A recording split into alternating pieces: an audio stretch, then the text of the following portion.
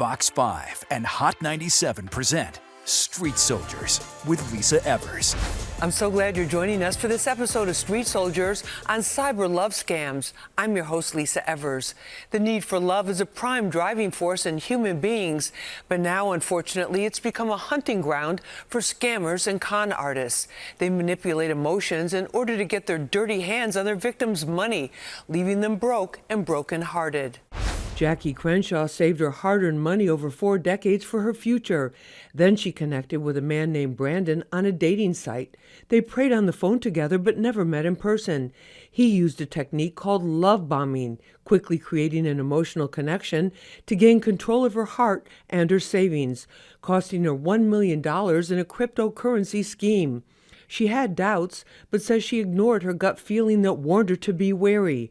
Now she's trying to raise awareness by speaking out. Quickly from just texting, on this platform to getting off the platform and giving my email and phone number. And at that point, when people have your name, they can look you up. They can see the assets that you have. The emotional pain and shame cyber love scam survivors feel can be worse than the money they lose.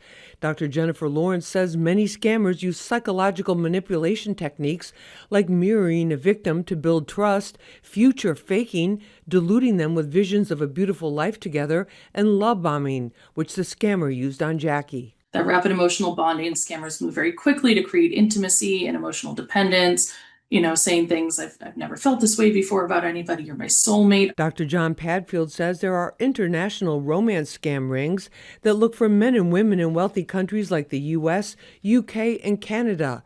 The FTC says 2025 saw a sharp rise in the use of AI to trick victims, and that in 2024, more than $800 million was lost to romance scams. Dr. Padfield says the numbers are underreported and warns that social media profiles can be a gold mine for scammers. Be very, very careful about what you share, especially photographs, because as soon as you put your face online, your name, your address, your relatives, all of that information can be found by anyone doing a search. So just be extremely careful where you share your information. We've put together an amazing panel to take us through this. Joining us, Dr. Jon Padfield. He's a professor and host of Business Reform. That's his channel on YouTube with a lot of different information, not just about romance scams, but about privacy, security, and a lot of other scams that are going on. Dr. Padfield, thank you so much for being with us. It's a pleasure to be here with you. Thank you. We appreciate it. Also joining us is Jacqueline Crenshaw. She's a radiology manager, and she's also a crypto and romance scam survivor. Jackie, thank you so much for being with us. Thanks for having me. Thank you. Also with us is Dr. Jennifer Lawrence. She's the Director of Clinical Programs for Trauma Recovery at fightcybercrime.org. Dr. Jen, thank you so much for being with us. Thanks for having me. We appreciate it. John, I want to start with you. We've been hearing about these kind of stories for a while, but is it a growing trend? It is absolutely a growing trend. The concept of a romance scam goes back decades, if not centuries. But today what we're seeing is criminals, oftentimes offshore, that are preying on older people in particular. If you go back a few years ago, it was predominantly women that were being preyed on, but now the scales have tipped, and it looks like it's probably 60-40, more men are being victim than women. But it's a problem for everyone, and it does seem like they're targeting seniors more than younger people. Jackie, you're a scam survivor. Tell us a little bit about what happened to you. Right. So I didn't consider myself lonely or anything when I hadn't been in a serious relationship. And a friend of mine suggested there's commercials of this BLK, a website, a dating website that's targeted African American, So I was reluctant at first because I was one who I really don't have social media. So she helped me make a profile. So I didn't know anything at all. And did a profile and got, hits immediately. And this one particular person, he was attractive. He actually had blue eyes, and he said was from Brazil and had an Afro descent. So, me not knowing, we conversated for a while and it moved pretty quickly. Well, let me just ask you, Jackie, when you say we conversated, were you actually talking on the phone? Was it texting? Was it email? Was it DM? First, it was texting. And that's why I would give my first warning, because there's no fine print to say please be careful when you get off that platform, because I didn't know that. So we clicked quickly from just texting, on this platform to getting off the platform and giving my email and phone number. And at that point, when people have your name, they can look you up, they can see the assets that you have, and it's kind of goes from there. But for me, it moved really fast, and they used terms, well, we use terms as love bombing, how they care for you. And this person was a widow and had children. But one of the things that happened with me, 2 months into it, I was sent $100,000 check. And thought I did the right thing. I went to my local police department and they blew me off. Oh, wait, hold on. I want to make sure we're understanding this correctly. Yes. You got sent $100,000 check just out of the blue, or Supposed to or be, it supposedly again, came from for this our individual? future, okay? For our future. And it had a woman's name on it. I tried to Google her. She was from Vero Beach, Florida. And then I asked, he was supposedly in construction, and he sent all these pictures of construction. And again, after the fact, I find out that this individual's Facebook got hacked. He was in construction, this real person in Australia. I even called the bank, and in Florida, Truist Bank is really big. And they're like, yeah, the check is legit. So I deposit the check. It probably stayed in my account for another 3 weeks or so. And almost right after that, since he's supposed to gain my trust and I gained his trust, is when I borrowed $40,000 from my 401k. Jackie, let me just jump in right there, and we'll pick up the story a little bit later in the show. Dr. Jen, when you're hearing this, explain the love bombing phenomena to us, and then how they gain the trust with somebody that you haven't even met in person. We know that romance scams are widespreading and they're growing, right? They're using dating apps, they're using social media, now cryptocurrency, AI, and chatbots. The tactics that they use are tried and true. Give us an example Sure. of some of the tactics. Scammers do a lot of mirroring, right? That's why we tell people being cautious about social media. Somebody might post, I just lost my husband to a prolonged battle to Alzheimer's. And scammers are able to take that information and say, I just lost my wife. I can relate, right? So they quickly mirror the experience that somebody has. Somebody might post on their social media page or their dating profile that they're very religious, right? And the scammer will come in and say, I'm also religious. And here's, all the different pieces that are important to me, right? So being quickly able to connect with people, it breaks down that trust so fast. Love bombing, just like Jackie shared, right? Being able to build that trust, and almost immediately, often we find within days or weeks, people are saying, I feel such a connection. I've never felt this way about anybody. I feel like you're truly my soulmate. I love you. Stay with us. There's more to come. We got an anonymous call stating that he felt sorry for you because you're being scammed. At that point, the earth just fell beneath me. John, when you hear Jackie's story, what strikes you about this? Is this kind of a pattern that you've seen before? Yes. According to the FBI, this is no longer just a lone individual working out of their basement, going out and approaching people. A lot of this is being done by organized crime. They have playbooks that they have put together. They know the tricks. They know how to gain someone's trust. They know how to string someone along. And at what point do they make that first request for money? And then how do you escalate it?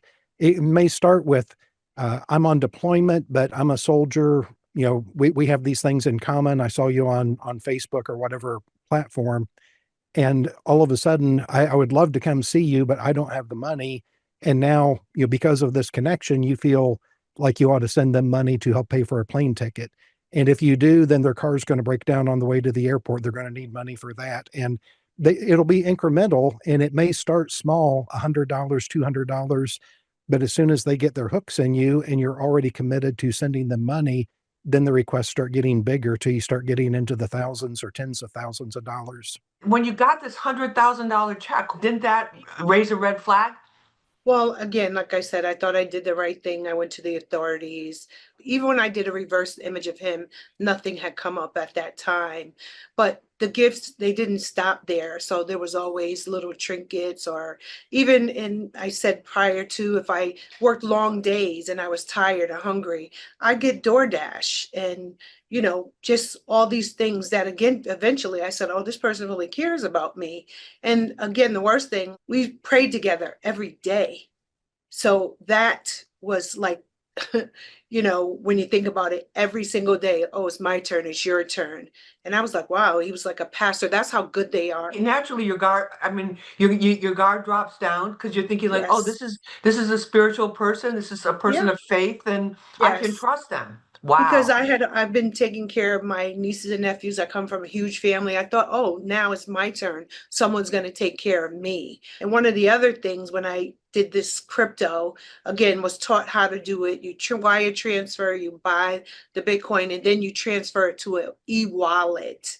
And once it gets to that e-wallet, your money is gone. But I was being sent false statements from Coin Cluster saying I was making all this profit. And that's why I kept I went from a 401k to a 403b to the HELOC home equity. And this was over a year period. So people Wow. think that I put $1 million in a bag and just gave it away. But Yeah. again, and some of the money came back because when I was 59 and a half, you get to take, your 403 out without tax.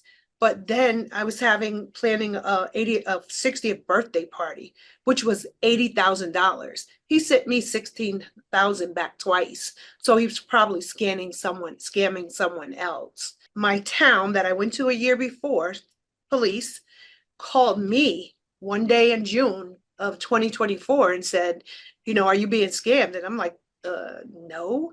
And they said, well, we got an anonymous call from a man with a thick Indian accent stating that he felt sorry for you because you're being scammed. At that point, the earth just fell beneath me. The next day I went to the police and, they didn't know what to do. And they were telling me to, catalog all these wire transfers. It was just overwhelming. Dr. Jen, what strikes you about what you're hearing from Jackie? Jackie absolutely describes some of this highly predictable, this psychologically based script that people use. Part of what you talked about, Jackie, was this future faking, right? Promises of marriage, of shared wealth, of property, of really truly this, perfect life together that people often dream about. And, it's the scammer, again, meeting the needs and wants and desires of the victim and promising this really meaningful future. And that's why a crime like this is so much more than just financial. For victims, the emotional damage is almost always far deeper than the financial damage that's been inflicted upon them. John, and when you hear her story, from what you look at with these type of scams, are they usually now, is it one individual? Great question. Some of the larger operations, they actually have division of labor. They will have a few people that are tasked with finding someone that will communicate with them. And a common thing they may do is send out 10,000 text messages saying, Sally, I'm not going to be able to pick your son up from baseball this evening. 9,500 people are just going to ignore that. Some people are going to respond back and say, you got the wrong number. This isn't Sally. Oh, I'm sorry. I'm Joe. What's your name? And they'll strike up a conversation, but it seems so innocent, like you were being the good Samaritan telling them this message that they sent didn't hit the person that they intended. But now they know that you're a kind person who is trying to do the right thing. That person has done their job. They've identified a potential victim. They then pass you off to somebody else who really knows the psychological tricks to get their hooks into you. Jackie, when you go to the police, I mean, that's another problem. When you hit this low point, tell us about that. So again, the police, and this was in 2024, but it actually happened in 2023. I've testified at my state legislature, and the bill was passed to now they can confiscate crypto if they find it stolen. And there's also allotted money for police to get educated because they did not know what to do. I left this long message with the state police, and Detective Matt Hogan called me back, him and Mike Gabrowski, and they do a lot of work on their own. So I went with a suitcase. I went to Best Buy. I got 20,000 text messages off my phone onto a C drive and brought that to him. And he told me a year later that this woman whose name was on the check, she actually sent two people $100,000, but they told her I was an investor. So that's how they got her to send me the money. So all the money that I lost was buying Bitcoin and thinking it was invested in this coin cluster. Wow. And so did you get any results from the police, from the state police? Well, the state police connected me with AARP, which, is, I am currently a fraud fighter, and I've gone and spoke to a lot of people. Because one of the things that they said to me is, are you willing to tell your story? I was mortified. I was embarrassed, but I got mad and I said, I didn't do anything wrong. I want to make a point off of what Jacqueline just said. When you look at the countries that are being targeted most, the U.S. is number one, followed by the U.K., followed by Canada. And I believe there are two reasons for that. Number one, those are wealthier countries. But number two, you have more seniors that live alone in Western countries compared to African countries, Asian countries, and Middle Eastern countries. And so when you have someone that is alone, which doesn't automatically mean they're lonely, but when you have someone that's alone, they are going to be more vulnerable. The FBI says we really don't know how common this is because there is a significant problem with underreporting. People are ashamed to say, I got scammed. And so we know how many cases have been reported, but we think that there are probably multiple that many cases that have actually happened. Dr. Jen, in terms of how do you get over the damage of something like this? We know that probably 70 to 80% of these crimes aren't reported, and that includes people not sharing with friends, family, coworker, professional helpers like therapists. The scammer has built a true life with this person, and when this relationship ends, people truly grieve a loss, and we call it disenfranchised grief, right? Grief that really isn't accepted as normal by society. So like you said, there's so much shame, betrayal, and truly this deep loss of trust in themselves and also other people. The most important piece for people is being able to seek support, right? Talking to friends, talking to family, talking to professionals. As part of Fight Cybercrime, we run a peer support group where people can truly come, not feel judged because everybody's been through the same thing. Do you think we take these crimes seriously enough? There are some people, some police officers who take this very serious. They take it very personal because, they have parents, they have others, and they want this stopped for the good of society. Unfortunately, there are some people that do victim blaming. And I want to speak to anyone watching who has been a victim of this. Do not be ashamed. This is not a matter of integrity. This is not a matter of intelligence. You are up against professionals who are looking for people to prey on. So do not blame yourself. What's going to get legislative action on this is when these numbers keep swelling. When legislators see it isn't just tens of thousands, it's hundreds of thousands, then we're going to start seeing more legislative action. Jon, what do you think are some of the things that people can really do in terms of their information, handling their information to reduce the fact that they're going to be, found by these scammers? You have to remember not everyone online is a good person. And the more you share, the more avenues you open up for people to try to manipulate you. Even something like your zip code. It's very easy to go to the U.S. Census Bureau and see what's the average house worth in a given zip code. But I really encourage people, take control of your digital data. Get your name out of those data broker websites.